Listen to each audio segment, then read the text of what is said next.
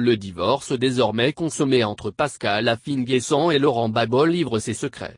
Avant la rencontre entre ces deux derniers à Bruxelles, Belgique, en janvier 2020, l'ancien Premier ministre avait déjà finalisé un communiqué qu'il devait soumettre à son ex-mentor.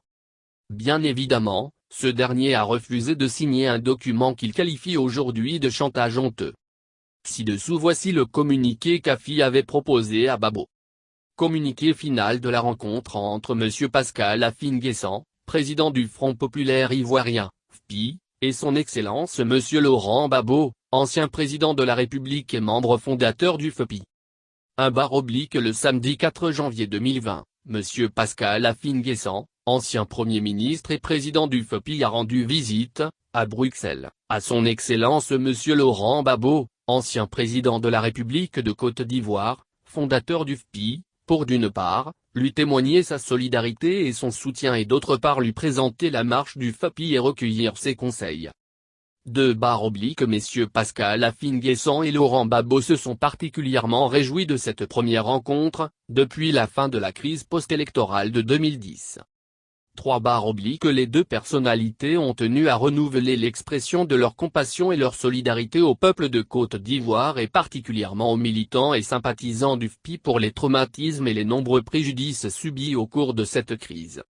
Les camarades de Pascal Affinguessan et Laurent Gbagbo ont salué la mémoire de toutes les victimes et les personnes disparues pendant ces tristes et douloureux événements qui ont meurtri la nation ivoirienne.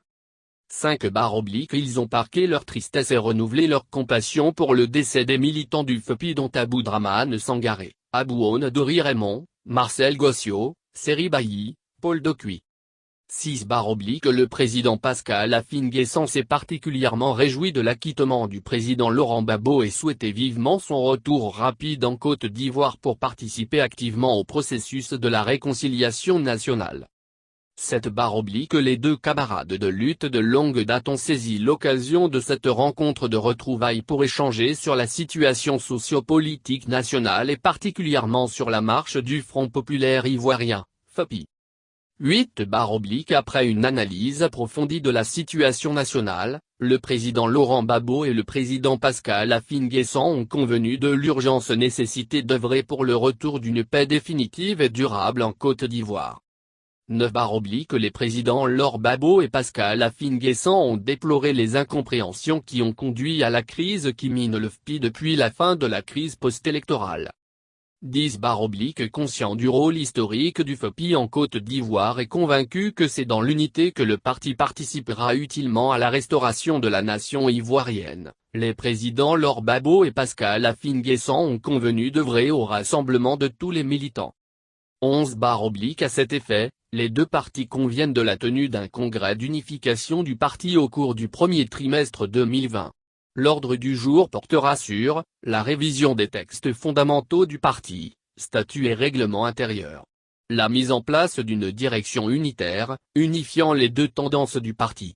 La désignation des candidats du parti à l'élection présidentielle d'octobre 2020. Convaincu que le président Laurent Gbagbo, fondateur du FPI, demeure le garant moral et le référent pour tous les militants du FPI, les deux partis conviennent de l'élection du président Laurent Gbagbo à la présidence du parti. La première vice-présidence sera assurée par le président Pascal Affinguessan.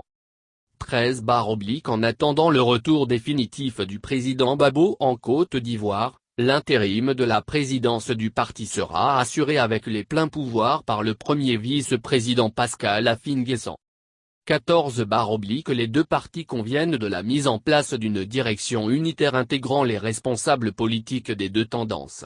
Les postes stratégiques, vice-président, secrétaire général et secrétaire généraux adjoints, responsables des structures spécialisées, président du comité de contrôle, seront pourvus de façon consensuelle et équitable.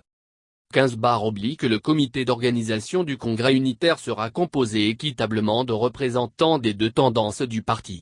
Il aura pour mission, proposer les textes révisés du parti, proposer la composition de la direction unitaire, organiser matériellement le congrès.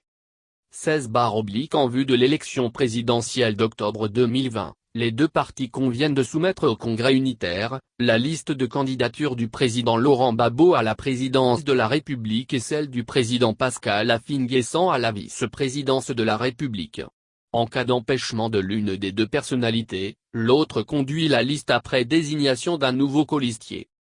17 Le président Laurent Gbagbo renouvelle sa confiance au président Pascal Affi-N'Guessan et lui demande, en sa qualité de président statutaire, de convoquer, avant la fin du premier trimestre 2020, un congrès extraordinaire unitaire associant toutes les parties.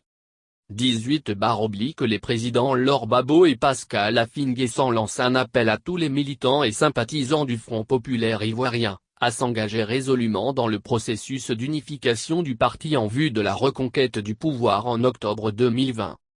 Fait à Bruxelles, le 4 janvier 2020. Monsieur Laurent Gbagbo, ancien président de la République.